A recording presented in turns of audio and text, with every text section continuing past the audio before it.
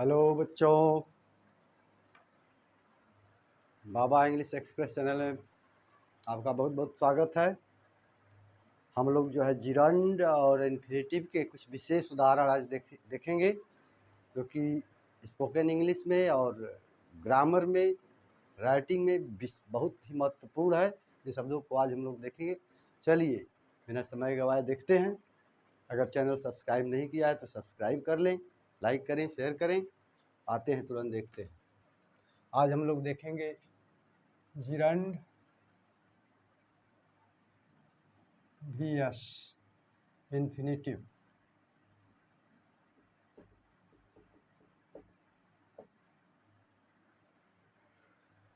Gerund और infinitive के कुछ उदाहरण देखेंगे।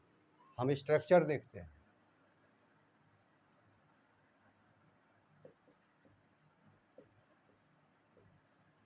Be plus afraid of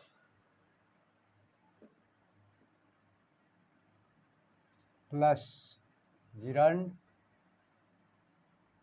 plus noun या प्रोनाउन। देखेंगे be plus afraid of plus gerund plus noun plus pronoun. यह स्ट्रक्चर जो है, यह स्ट्रक्चर कर्ता के भय को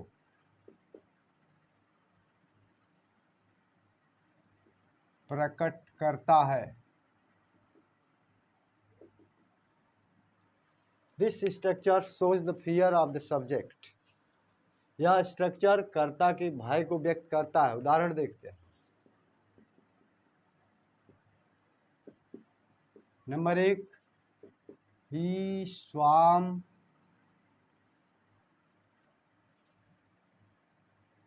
he never swam far out.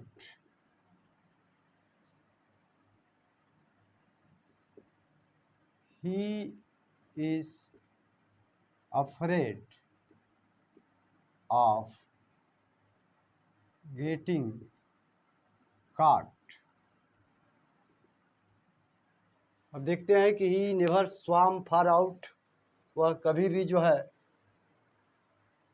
अधिक दूरी तक, फार आउट अधिक दूरी तक नहीं तैरा। नदी है, यहाँ से तैरना शुरू किया, यहाँ तक आया, इससे ज़्यादा तैर नहीं पाया। ये वाक्य यही बता रहा है कि नेवर स्वाम फार आउट, यहाँ से यहाँ तक तैरा, यहाँ तक तैरने में अक्षम है। यानी वह फार आउट ने कभी नहीं तैरा। He is afraid of getting काट, उसे फंस जाने का डर। गेटिंग काट किसी सिचुएशन में, ऐसे सिचुएशन में जो कि अननोइंग सिचुएशन हो, उसे न चाहता हो, उसमें फंस जाना, गेट काट। ये देख रहे हैं, ये है गेटिंग जिरंड और ये है नाउन। हम ये देखते हैं, ये बी है और ये अफ्रेड ऑफ जिरंड प्लस ये स्ट्रक्चर जो है हमें प्रकट करता है कि कर्ता काम भय उसकी प्रकट करता है। इसकी एक भय है, काम करता है लेकिन भय है और कुछ आगे खतरा होने का। तो अगर इस तरह से हमें कर्ता का भय, एक नॉर्मल भय प्रस्तुत करना होगा तो हम जिरंड का प्रयोग करेंगे। एक उदाहरण और देख लेते हैं। दूसरा, आई didn't tell her because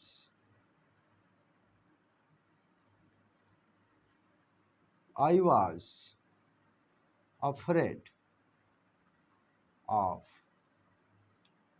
upsetting her। देख सकते हैं यहाँ पे ये जिरंड है और ये जो है प्रोनाउन है और ये अफ्रेड ऑफ है मीनिंग, और ये है B. I didn't tell her because I was afraid of upsetting her, मैंने उसको नहीं बताया क्योंकि मैं उसको जो है अपसेट करना मैंने उसको नहीं बताया। I was afraid of upsetting her, उसे अपसेट करने से मैं भयभीत था, एक नॉर्मल भय। अब जबकि हम देखेंगे इन्फिनिटिव, वेयर एज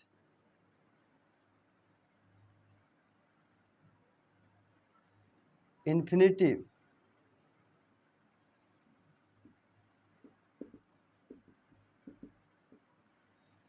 जो है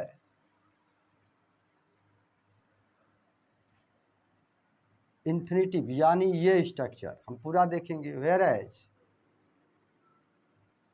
ये स्ट्रक्चर जो है बी प्लस अफ्रेड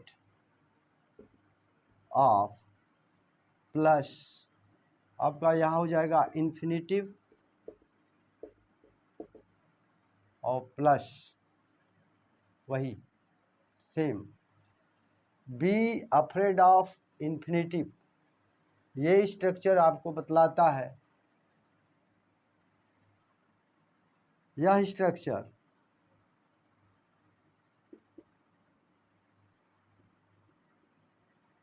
कर्ता के भयाक्रांत होने को व्यक्त करता है। कहने का तात्पर्य टू फ्राइटेंड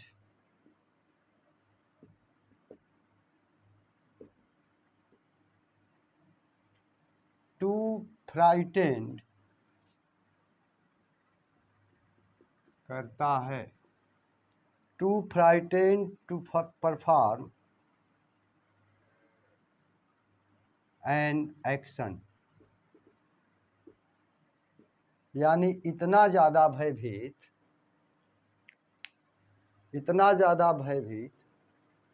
कि वो अगला एक्शन, अगला कार्य जो उसे करना है वो करता ही नहीं। यानी बी इन्फिनिटिव देख रहे हैं, ये एक नॉर्मली भय, फियर, कर्ता के फियर को बताती है, shows the fear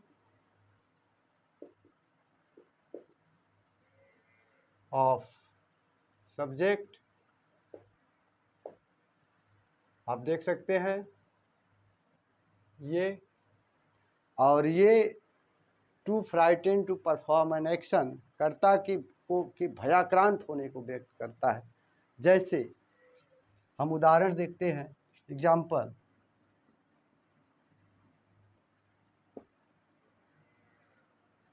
I was afraid to jump, I was afraid to jump. अब हम ये देख रहे हैं ये टू इन्फिनिटिव है, यानी इन्फिनिटिव, और ये अफ्रेड है, देख रहे हैं मीनिंग, और ये है बी, यानी be plus afraid plus infinitive, ये आपको भयाक्रांत होने को बताता है। इसलिए I was afraid to jump का मतलब सो आई डिडंट जंप, इसलिए मैंने कूदा ही नहीं।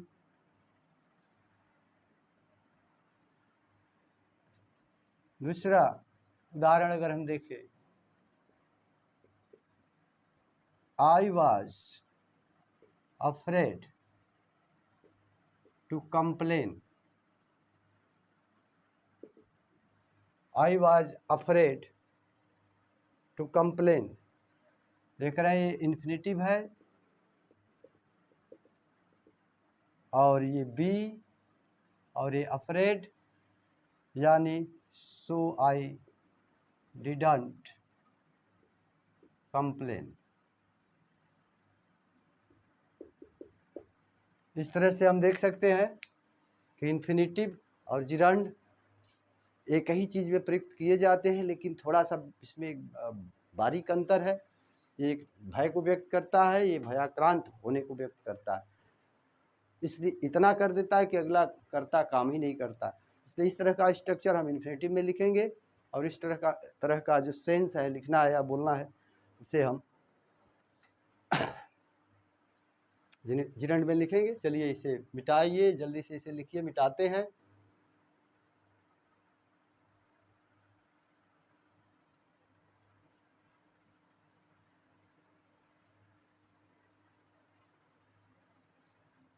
दूसरा देखेंगे, अफ्रेड ऑफ हो गया। अब सारी एक मीनिंग है उसका देखते हैं। Structure be plus sorry, be plus sorry for, और प्लस आपका हो जाएगा अगर हम दें जिरंड।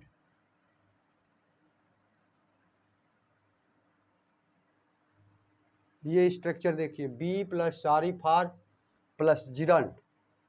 अब ये स्ट्रक्चर जो है क्या बतलाता है, ये बतलाता है पिछले एक्शन के बारे में बतलाता है। जब पिछले एक्शन का प्रयोग जिरंड द्वारा पिछला एक्शन बताया जाए तो हम देख सकते हैं, जब जिरंड द्वारा पिछला एक्शन यानी पास्ट एक्शन बताया जाए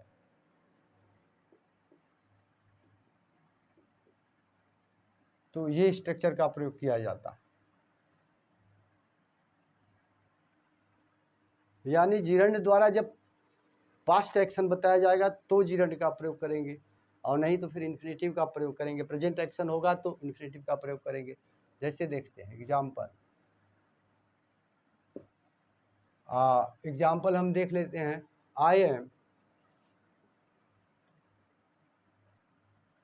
sorry for making such a noise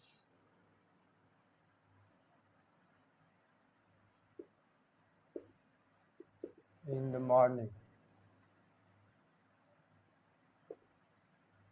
इस तरह से देख सकते हैं। आप देख रहे हैं I am sorry for making such a noise in the morning, यानी और ये मेकिंग शब्द जो लगा है जिरंड, पास्ट एक्शन बता रहा है।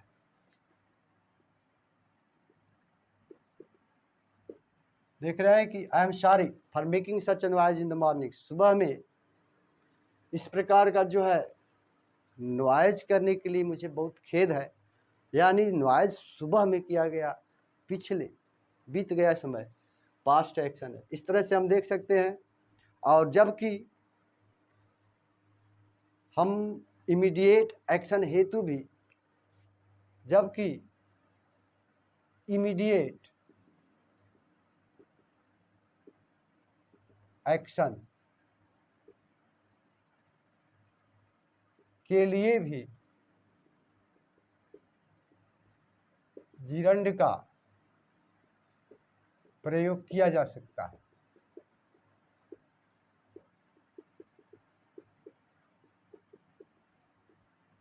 जैसे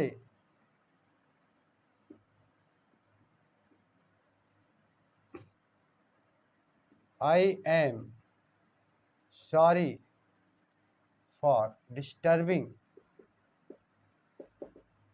यू। देख रहे हैं I am sorry for disturbing you, ये तुरंत का एक्शन है, इमीडिएट एक्शन है, तुरंत गलती हुई उसके लिए यहाँ लिखा गया है। लेकिन आप देख सकते हैं but infinitive is much appropriate. लेकिन इन्फिनेटिव का प्रयोग जो है अच्छा है, इस प्रयोग से अच्छा है। यानी जिरंड का प्रयोग पिछले एक्शन हेतु किया जा सकता है, और यहाँ तक कि इमीडिएट एक्शन के लिए भी जिरंड का प्रयोग किया जा सकता है। लेकिन ग्रामर कहता है कि infinitive is much appropriate, infinitive is more appropriate, देख सकते हैं ज़्यादा अप्रोप्रिएट है। जैसे इन्फिनेटिव का प्रयोग सही है, I am sorry to disturb you,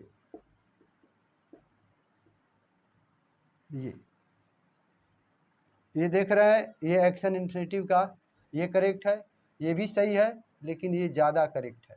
तो इन्फिनेटिव का प्रयोग अधिक उपयुक्त है, यानी इन्फिनेटिव का प्रयोग अधिक उपयुक्त है। इस तरह से हम देख सकते हैं कि इन्फिनेटिव का प्रयोग अधिक उपयुक्त है। अब हम एक और उदाहरण देख ले रहे हैं यहीं पे, आई एम सॉरी दैट का प्रयोग करके देखते हैं। ये मिटा लेते हैं पहले, यहाँ से अभी लिख लीजिए आप, और फिर तब अगला उदाहरण देखते हैं। चलिए,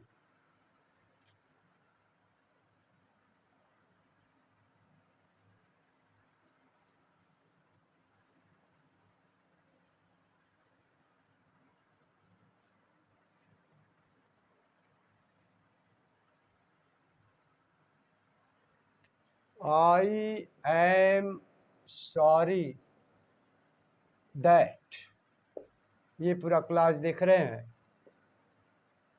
इसका प्रयोग जो है, इसका प्रयोग वास्तविक, इसका प्रयोग, इस स्ट्रक्चर का प्रयोग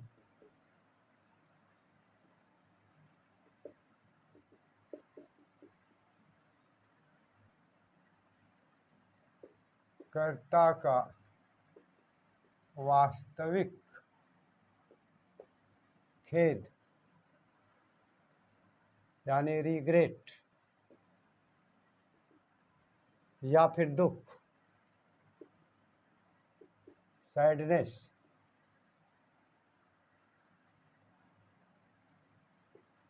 व्यक्त करता है।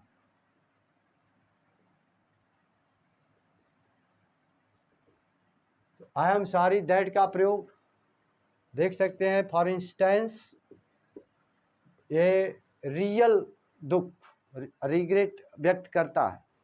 I am sorry that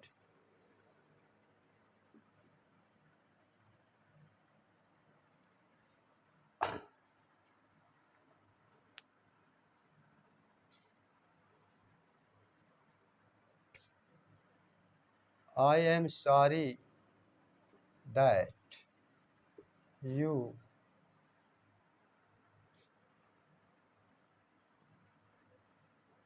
failed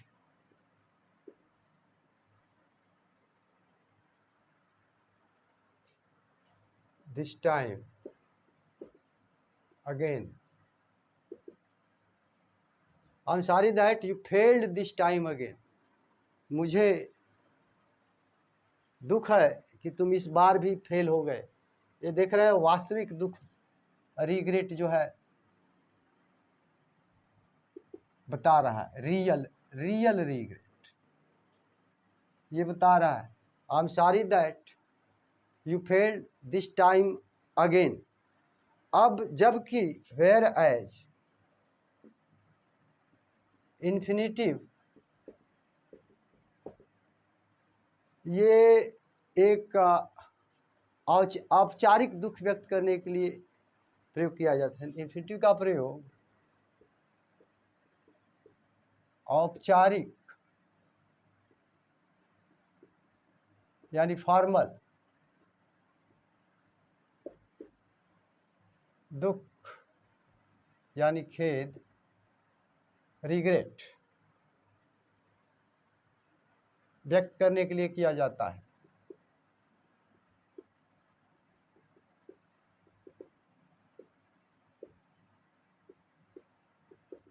इस तरह से आप देख रहे हैं आई एम सॉरी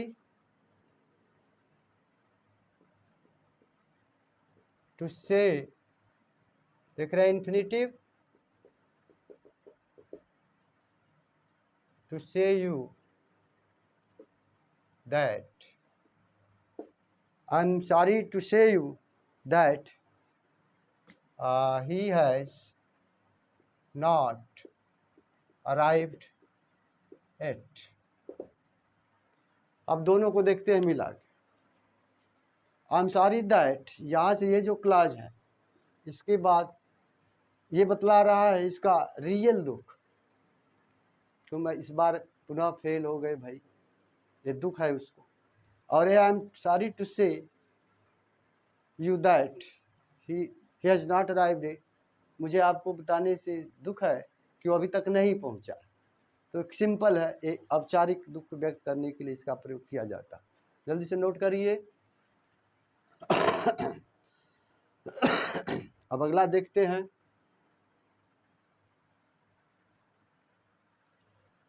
ये बी प्लस सारी का प्रयोग आपने जो अभी पढ़ा बहुत महत्वपूर्ण है। ये सारे प्रयोग बहुत ही महत्वपूर्ण है। अब हम देखते हैं बी प्लस असेम्ड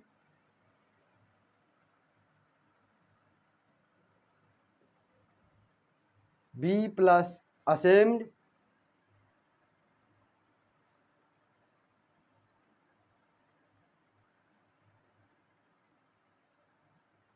प्लस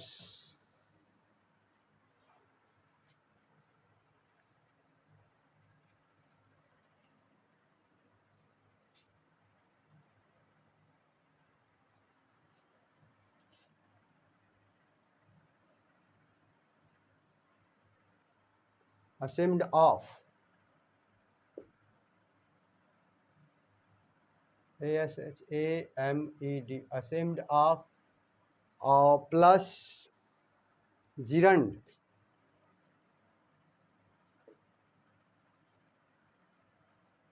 ये स्ट्रक्चर देखिए। यह स्ट्रक्चर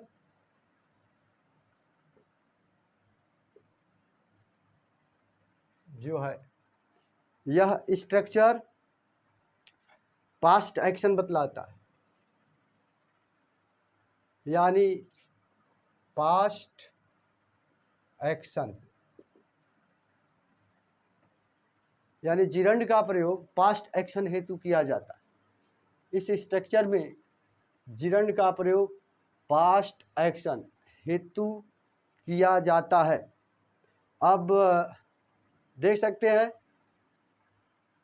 उदाहरण, यह स्ट्रक्चर पास्ट एक्शन हेतु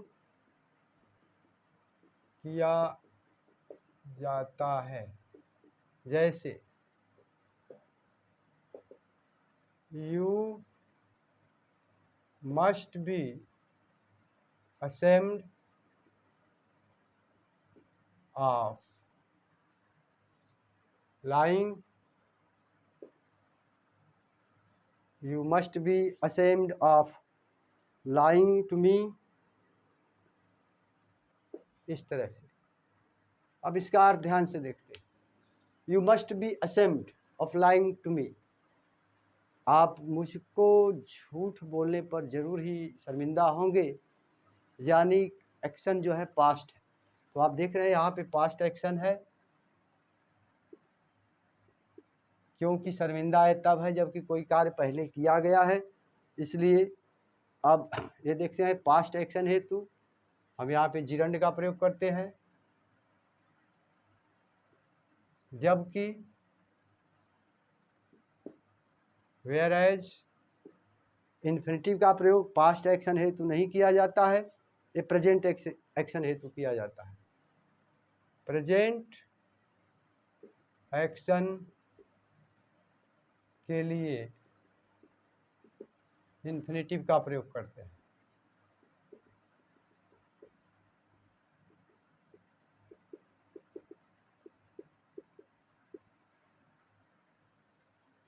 अब उदाहरण देखते हैं। I M ashamed to tell you, I am ashamed to tell you what this table cost, यानी कुछ भी प्रेजेंट टाइम में कॉस्ट आप देख रहे हैं I am ashamed to tell you infinitive और प्रेजेंट एक्शन लिख दे रहे हैं। इस टेबल का क्या कास्ट है मुझे बताने से आपको बहुत खेद है, दुख है, शर्मिंदा हूँ, यानी कुछ दिक्कत है। प्रेजेंट एक्शन है, ये पास्ट एक्शन है, तो हमने इनका प्रयोग किया। अब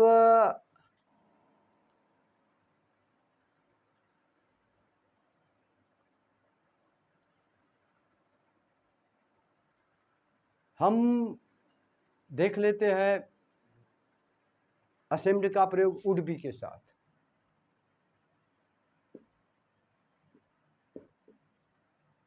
वुड बी असेम्ब्ड का प्रयोग वुड बी असेम्ब्ड का प्रयोग ये कर्ता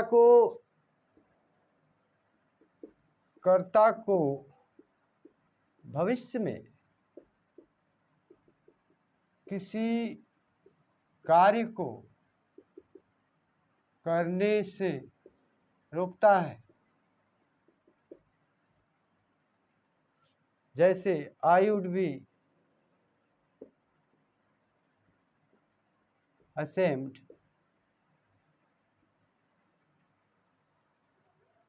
I would be ashamed of देख सकते हैं I would be ashamed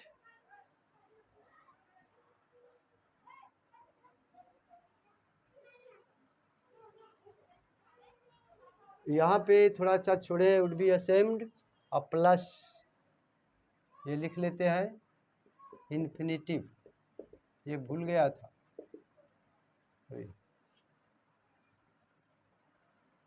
का प्रयोग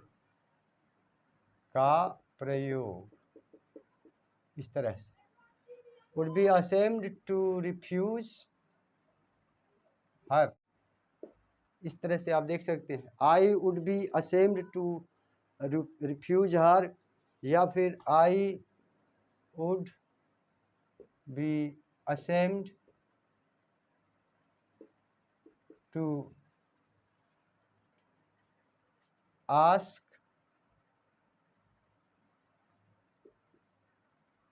for help, I would be ashamed to refuse her, मैं उसको रिफ्यूज करने से, इनकार करने से ashamed होऊंगा, लज्जित होऊंगा, यानी उससे फिर वो ऐसी गलती नहीं करेगा कि ashamed हो, वो कार्य वो नहीं करेगा।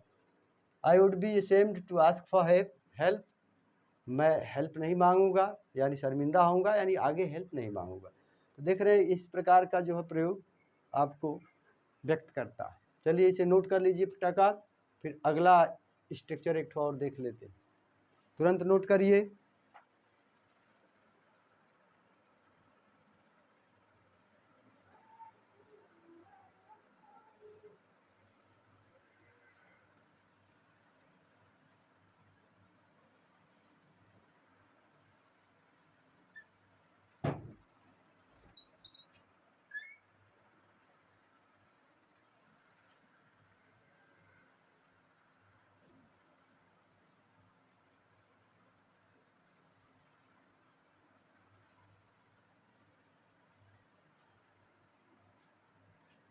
अब देखते हैं रिग्रेट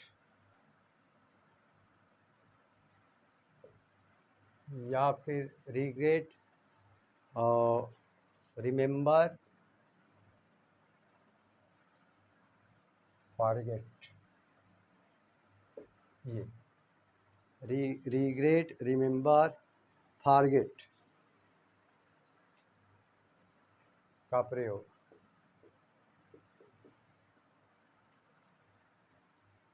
अब इनके साथ जिरंड का प्रयोग जो है, इनके साथ जिरंड का प्रयोग जिरंड अर्लियर एक्शन जब करेगा उसके लिए किया जाता है। तो इन क्रियाओं के साथ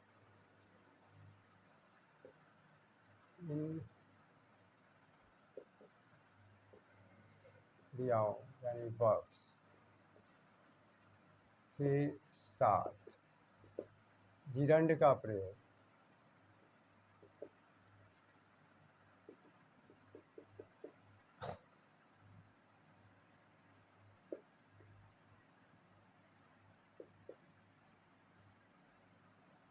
के लिए किया जाता है।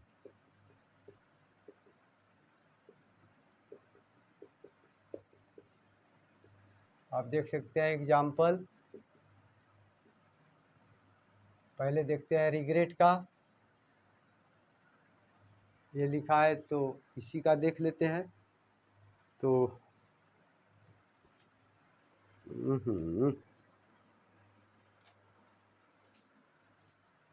I regret abusing you last night. अब यहाँ देखते, I regret abusing you last night. इसमें जो है अब्यूजिंग पहले हुआ है और रिग्रेट बाद में। तो पहली क्रिया जो है अर्लियर एक्शन अब्यूजिंग है और दूसरा वाला एक्शन जो है ये देख रहे हैं रिग्रेट है। तो यहाँ हम लिख सकते हैं abusing is first action, abusing is first action और रिग्रेट देख रहे हैं second action. Regret is second action. इस तरह से I regret abusing you last night. मैं रिग्रेट, मुझे खेद है आपको लास्ट नाइट को गाली देने के लिए मुझे खेद है। यानी अब्यूजिंग पहला एक्शन है, बाद में रिग्रेट। तो अर्लियर एक्शन के लिए हम यहाँ पे जब प्रयोग करेंगे तो जिरंड का ही प्रयोग करेंगे। इन्फिनिटिव यहाँ लिखेंगे तो गलत हो जाएगा हमारा।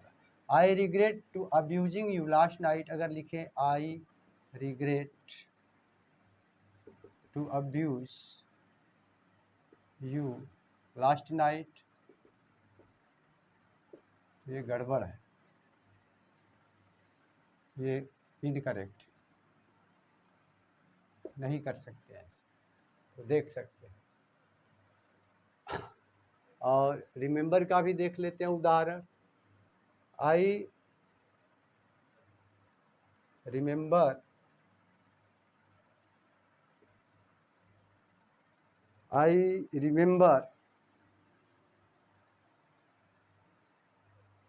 Reading about this invention in a magazine।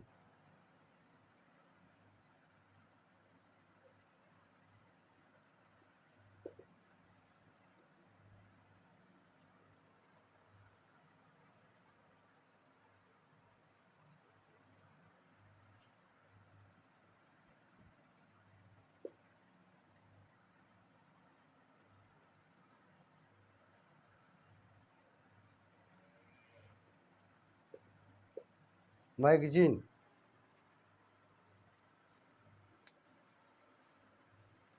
I remember reading about this invention in magazine. ये रीडिंग आपका देख रहे हैं जिरंड है। और मैं याद करता हूँ reading about this invention, in invention के बारे में। इन मैगजीन यानी मैगजीन पढ़ा है, पहले से उसको पढ़ा है। तो रीडिंग यहाँ पे देख रहे हैं here, reading is first action यानी अर्लियर एक्शन। इस तरह से लिख लेते हैं। एंड आप देख रहे हैं रिमेंबर इज सेकेंड एक्शन। इस तरह से अब देखते हैं फॉरगेट का नोट लिखेंगे। फॉरगेट का प्रयोग सामान्यतया यानी जनरली नेगेटिव सेंटेंस में किया जाता है।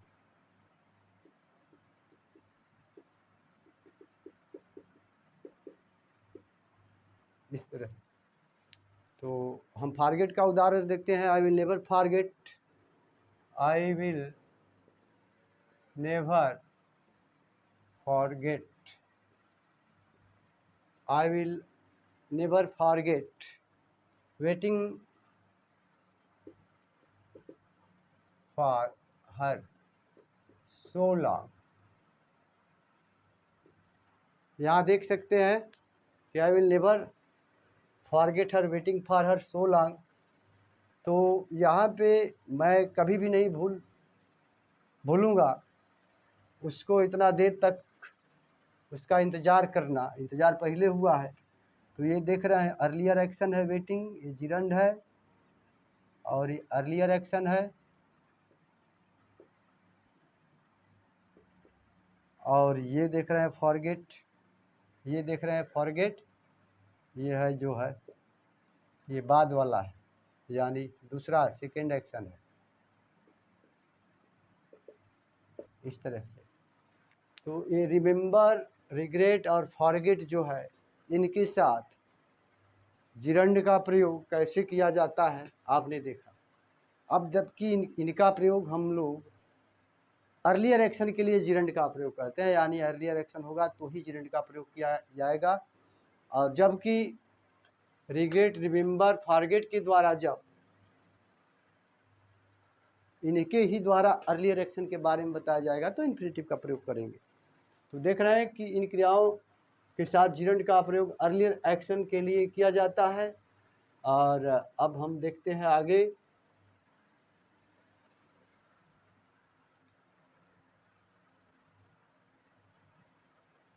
जबकि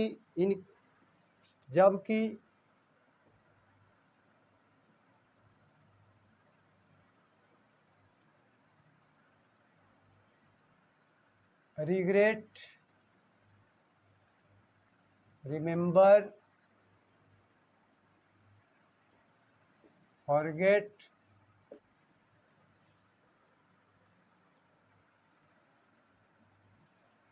जब फॉरगेट के द्वारा EARLI अर्लियर एक्शन के बारे में बताया जाए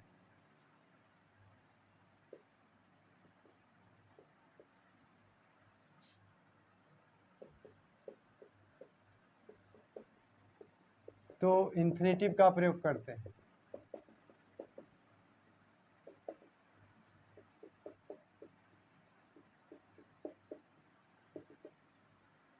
जैसे देखेंगे आप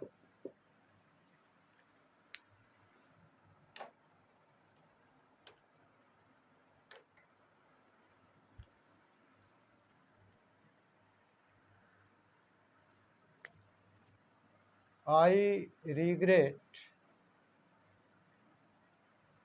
to inform you that you have again failed this time। अब यहाँ देख रहे हैं कि I regret to inform you, ये है इन्फिनेटिव, और यहाँ पे देख रहे हैं इन्फॉर्म जो है रिग्रेट पहले ही है, बाद में इन्फॉर्म करता है तो इसलिए रिग्रेट यहाँ पे हियर नोट देखेंगे, here regret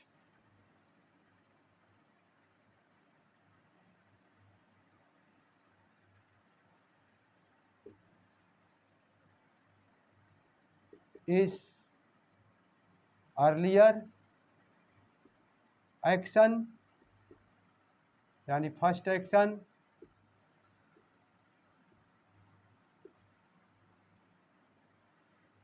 and to inform is subsequent is its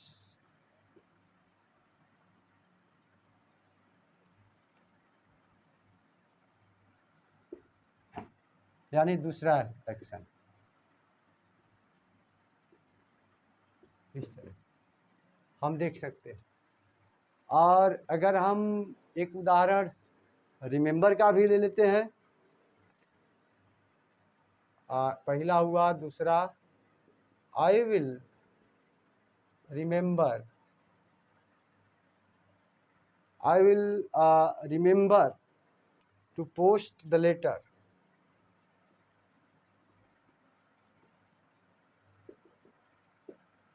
तो यहाँ भी देख रहे हैं कि रिमेंबर इज फर्स्ट,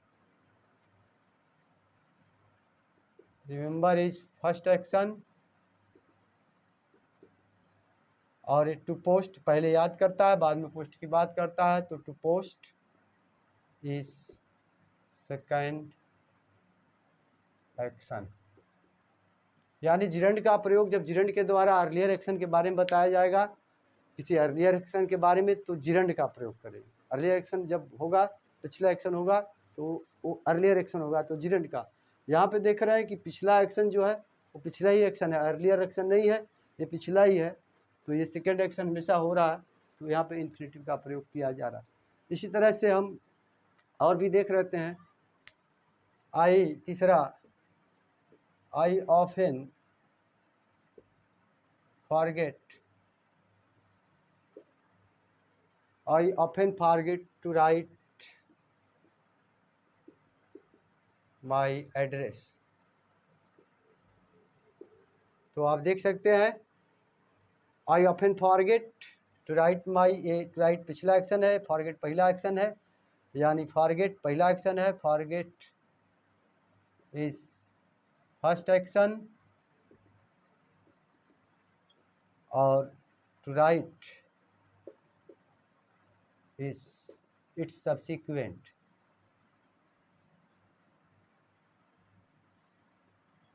इस तरह से तो हम देख सकते हैं, नोट कर लीजिए,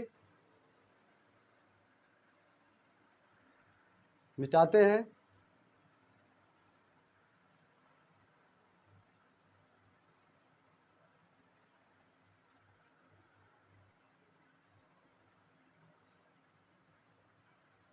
अलाउ और परमिट का प्रयोग देख लेते हैं।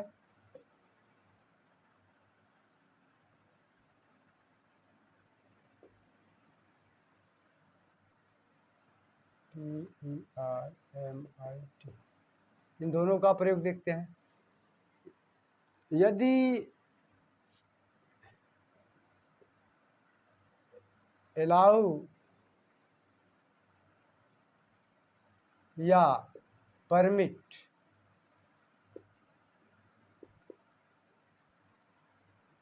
के बाद ऑब्जेक्ट, कोई ऑब्जेक्ट, यानी ऑब्जेक्ट का मतलब इनडायरेक्ट ऑब्जेक्ट,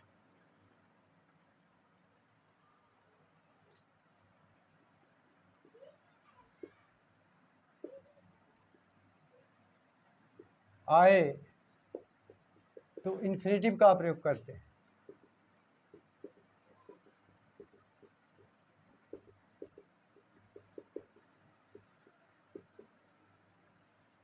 जैसे ही अलाउड मी टू गो, इस तरह से हम कर सकते हैं, ही अलाउड मी टू गो, या ही और भी कुछ करने के लिए कह सकते हैं। जैसे यहाँ पे देख रहे हैं ही अलाउड मी टू गो,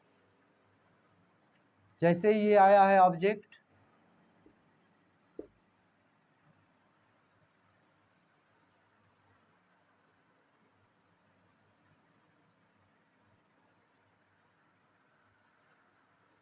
अगर इसे ऑब्जेक्ट करें तो he allowed me to read this the book, अच्छा समझ में आएगा। He allowed me to read the book. अब इसे हम किसी टेंस में भी लिख सकते हैं। यहाँ ऑब्जेक्ट है, देख रहे हैं, ये इनडायरेक्ट ऑब्जेक्ट है, इसके बाद इन्फिनेटिव लगा है। जैसे ही ऑब्जेक्ट लगा कि इन्फिनेटिव लगा, ऑब्जेक्ट हटा देते हैं। ही अलाउड ऑब्जेक्ट ना होने पर और इन क्रियाओं का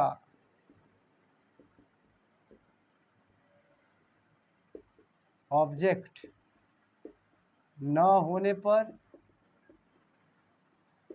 जिरंड का प्रयोग किए करते हैं।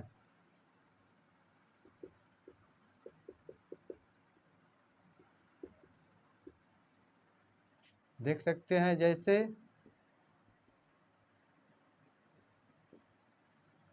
ही अलाउड, अब मी हटा देते हैं तो यहाँ जो है ये बदल जाएगा, रीडिंग हो जाएगा।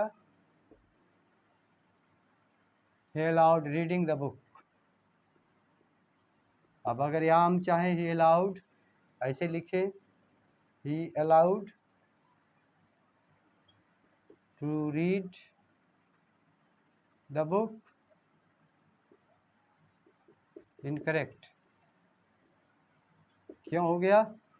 क्योंकि ऑब्जेक्ट नहीं है और टू नहीं लग सकता है, इसलिए यहाँ इन्फिनेटिव का प्रयोग करेंगे। तो इन्फिनेटिव